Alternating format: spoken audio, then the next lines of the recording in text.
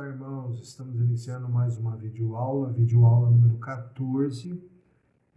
Estamos estudando os 19 artigos da Declaração Doutrinária da Convenção Batista Brasileira, presente na edição Pacto Comunhão, e hoje chegamos no artigo 9, que é sobre o batismo e a ceia do Senhor. Vamos à nossa aula, então. O batismo e a ceia do Senhor são duas ordenanças da Igreja estabelecidas pelo próprio Jesus Cristo, sendo ambas de natureza simbólica. Nós, batistas, entendemos que Jesus deixou duas ordenanças para a sua Igreja: o batismo e a ceia do Senhor. E essas duas celebrações, esses dois atos, eles são simbólicos, eles têm natureza simbólica, né? E foi o próprio Senhor Jesus que deixou.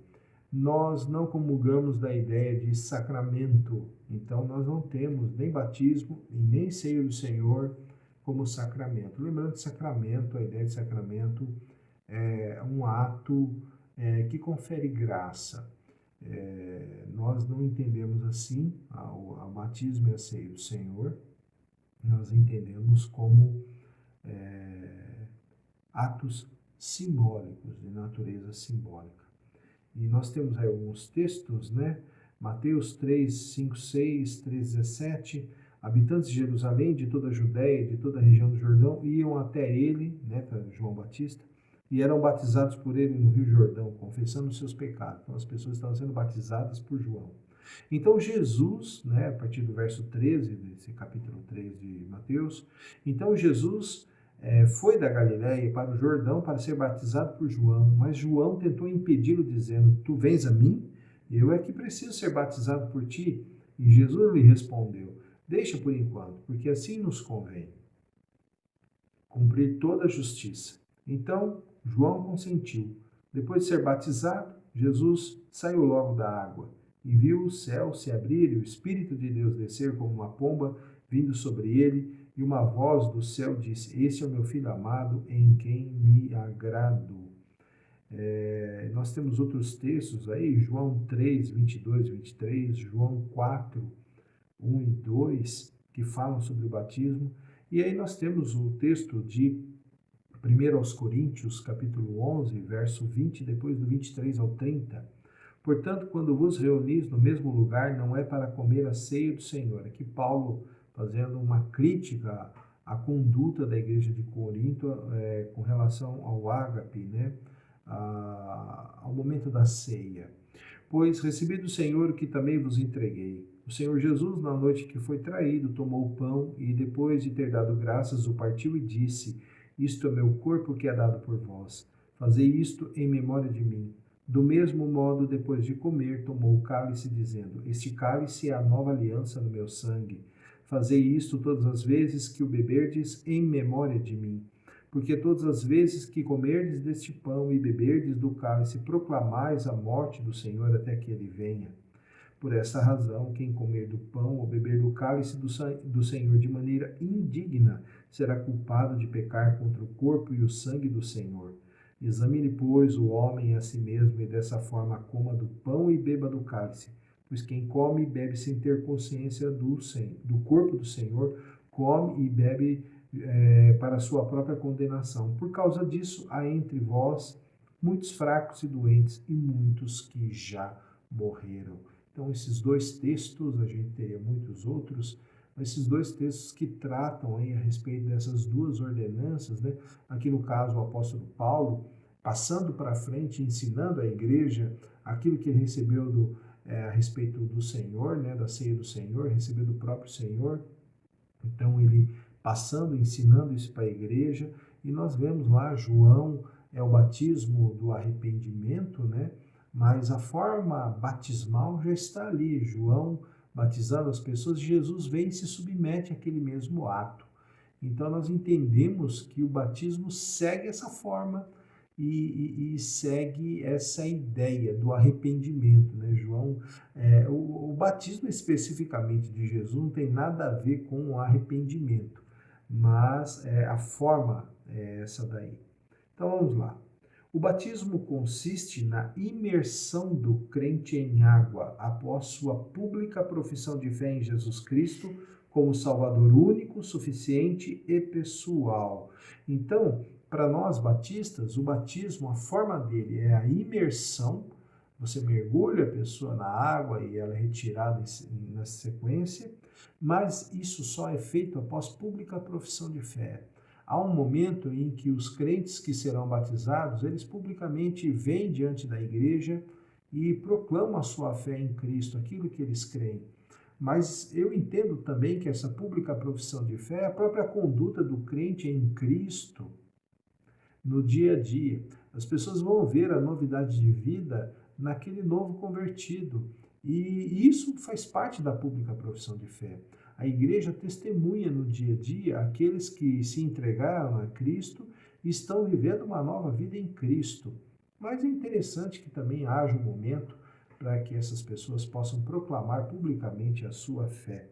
E o interessante, que fé é essa em Jesus Cristo como Salvador único, só Ele salva, Ele é o caminho, a verdade e a vida, suficiente, não há necessidade de atos posteriores que justifiquem e que façam permanecer a salvação que Cristo realizou de uma vez por todas na cruz do Calvário. Então, Jesus é suficiente e Ele é pessoal. Eu não sou salvo porque meus pais foram salvos.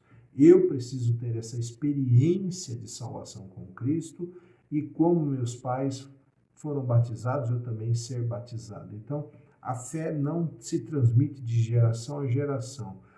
O ensino, sim, a fé é pessoal. Então, a salvação, consequentemente, também é pessoal. E nós temos aí alguns textos, né? Atos 2, 41, 42, desse modo, os que acolheram a sua palavra foram batizados naquele dia, juntaram-se a eles quase 3.000 pessoas, e eles perseveravam no ensino dos apóstolos e na comunhão, no partir do pão e nas orações. Então, houve a crença e o batismo. Atos 8, 12, 36 a 39. Mas quando creram em Filipe, que lhes pregava acerca do reino de Deus e do nome de Jesus, deixaram-se batizar tanto homens quanto mulheres. Aí do 36 ao 39. E prosseguindo, chegaram a um lugar onde havia água, e o eunuco perguntou: aqui há água, que me impede de ser batizado? Filipe disse: é permitido, se crês de todo o coração. E ele respondeu: creio que Jesus Cristo é o Filho de Deus. Então ele mandou parar a carruagem e desceram ambos à água, tanto Filipe quanto o eunuco, e Filipe o batizou. Quando saíram da água, o Espírito do Senhor arrebatou Filipe. O eunuco não mais o viu e alegre seguiu o seu caminho. Então nós vemos aí, né, a forma da imersão. Vamos avançando?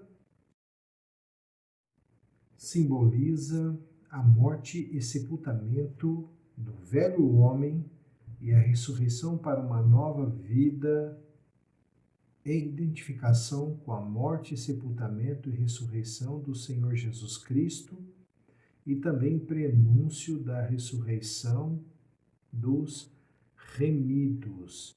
Então, o ato batismal, ele traz significado, né, nessa questão da imersão e emergir da água, entrar e sair da água. Ele traz um significado de que nós estamos identificados com Cristo, morrendo e ressurgindo com Ele no batismo. E aí vem alguns textos, né? Romanos 6, 3 a 5. Ou ignorais que todos nós que fomos batizados em Cristo Jesus, fomos batizados na sua morte?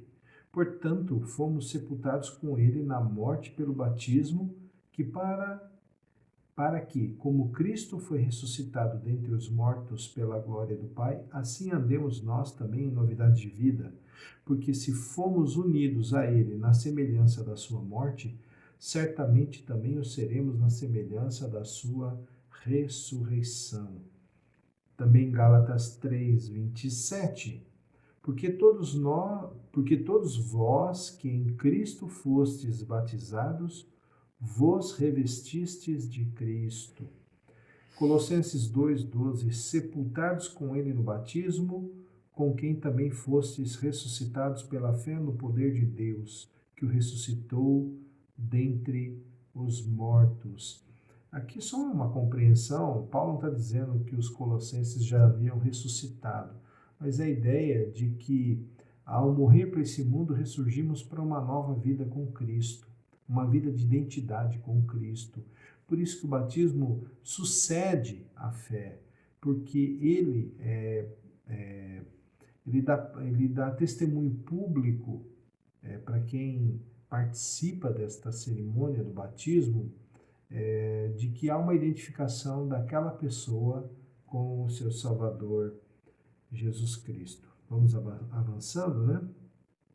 O batismo, que é a condição para ser membro de uma igreja, deve ser ministrado sob a invocação do nome do Pai, do Filho e do Espírito Santo. Então, para você ser membro da igreja de Cristo, você tem que ser batizado. Então vamos lá entender, né? Quando nós aceitamos a Cristo, nós somos batizados com o Espírito Santo. A gente já viu isso, né? É o dom do Espírito Santo. Nós passamos a estar ligados a Cristo, portanto fazemos parte da sua igreja, correto? Então, espiritualmente, nós já fazemos parte da igreja mística de Cristo, da igreja cósmica de Cristo, da igreja universal de Cristo, a igreja que não está sujeita ao tempo e ao espaço, a igreja de todos os tempos. Então, estamos unidos a Cristo, né?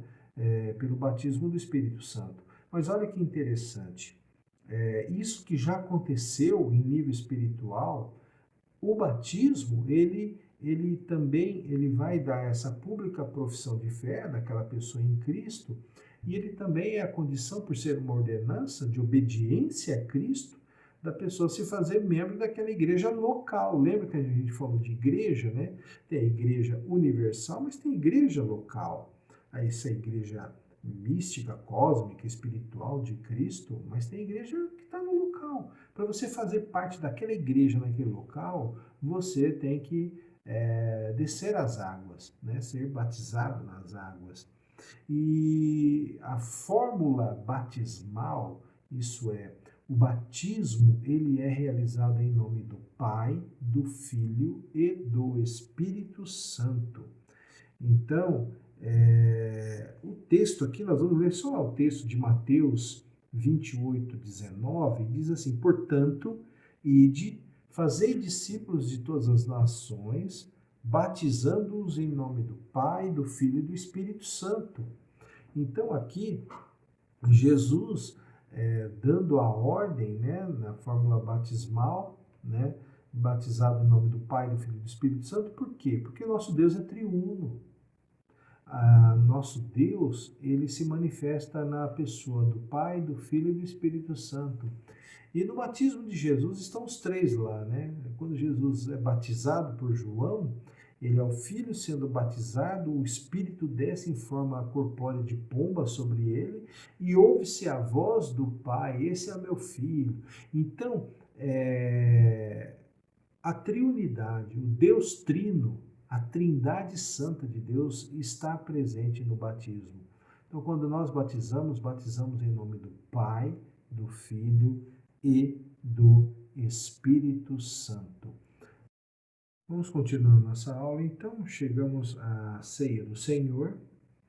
E a ceia do Senhor é uma cerimônia da igreja reunida, comemorativa e proclamadora da morte do Senhor Jesus Cristo, simbolizada por meio dos elementos utilizados, o pão e o vinho.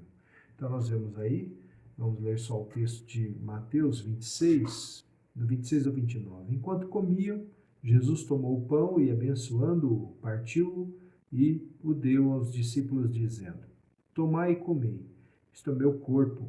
E tomando um cálice, rendeu graças e o deu a eles, dizendo: bebei dele todos, pois isto é o meu sangue, o sangue da aliança derramado em favor de muitos para perdão dos pecados. Mas digo-vos que desde agora não mais beberei deste fruto da videira, até aquele dia em que beberei o vinho novo convosco no reino de meu Pai.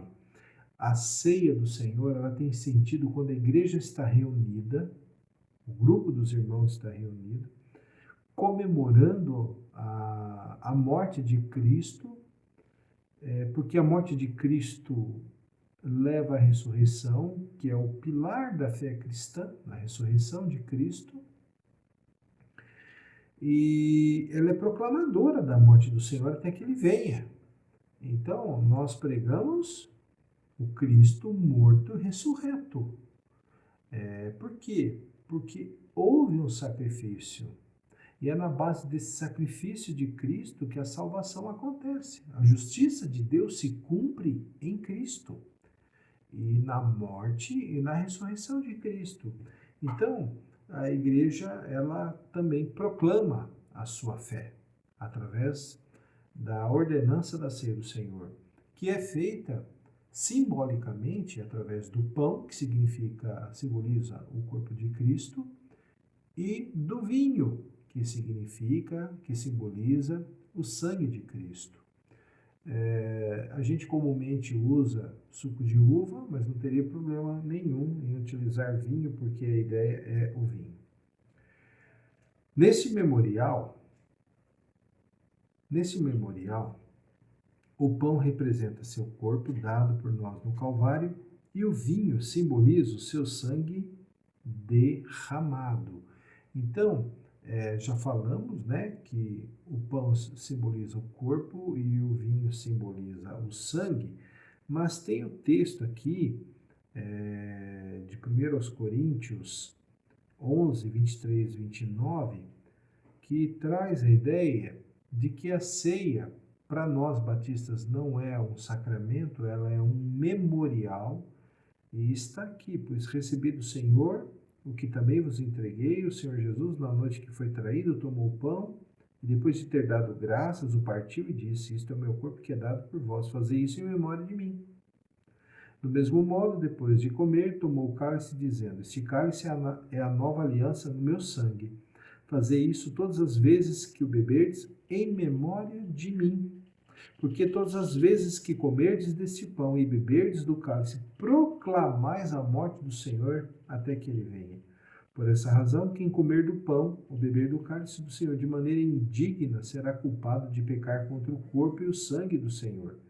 Examine, pois, o homem a si mesmo, e dessa forma coma do pão e beba do cálice.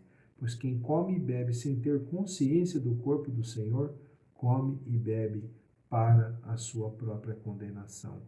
Então, a ceia do Senhor, ela é simbólica, os elementos são simbólicos, e ela é realizada como um memorial. É um memorial que se estabelece, que é oficiado de tempos em tempos. Na Bíblia não vem prescrito de quanto em quanto tempo a igreja deve fazer. A igreja poderia fazer em todas as suas reuniões, pode fazer uma vez por mês, uma vez a cada 15 dias, uma vez a cada 2 meses, uma vez por ano. Isso não importa. O que importa é que a igreja faça. E eu, particularmente, acho que a igreja tem que fazer com frequência, porque ela dá o testemunho de quem é o Senhor da sua igreja, porque ela obedece à ordenança do Senhor dessa igreja, ela aponta no oficiar a ceia do Senhor para esse Senhor, porque a ceia tem a ver com Cristo. Então, por isso que todos estão reunidos ali, porque todos estão debaixo dessa obra de Cristo, a obra feita na cruz do Calvário. E é importante porque isso alimenta no coração do crente essa expectativa pela segunda vinda de Cristo, sabendo que a sua segunda vinda ela acontece na sequência de morte, ressurreição, glorificação, né? Então, vamos avançando para o último ponto da nossa lição de hoje. A ceia do Senhor deve ser celebrada pelas igrejas até a volta de Cristo, até a segunda vinda de Cristo. E a sua celebração pressupõe o batismo bíblico e o cuidadoso exame íntimo dos participantes. Para você participar da ceia do Senhor, você tem que ter passado pelo batismo, né? A ceia está acontecendo. As pessoas Eu não posso obrigar uma pessoa a não participar. Falar, você não pode participar. Cada um é que sabe que tem que participar. Às vezes a pessoa nem crente é, ele chega na igreja fazer uma visita, não sabe de nada e participa. Isso é entre ele e Deus. Para a igreja é uma ordenança, nós temos que participar, temos de participar da ceia do Senhor.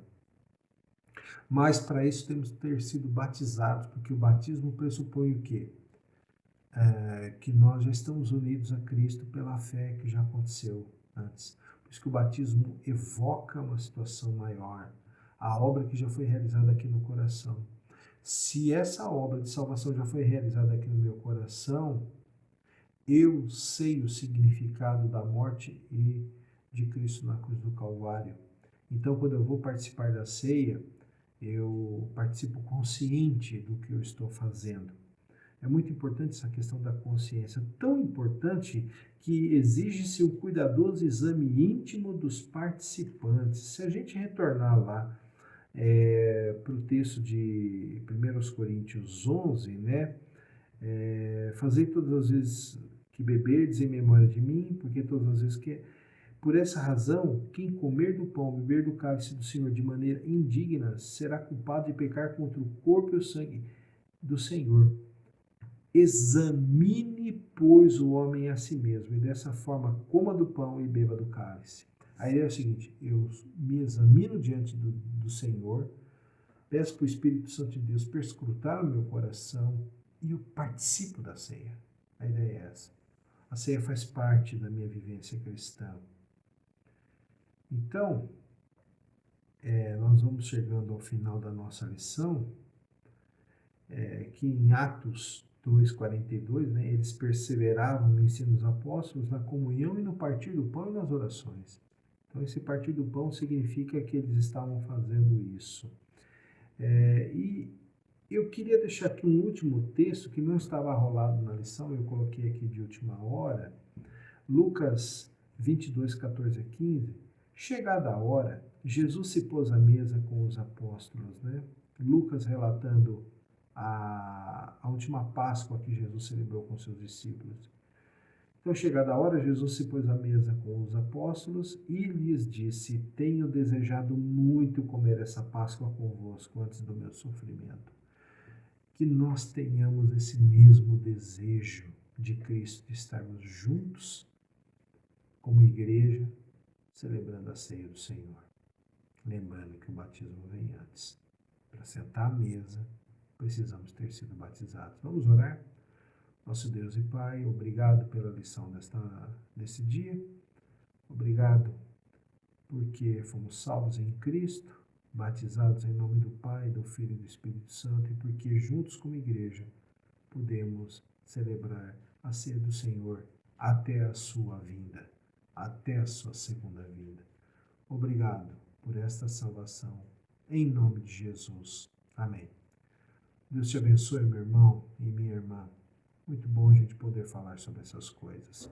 Deus te abençoe.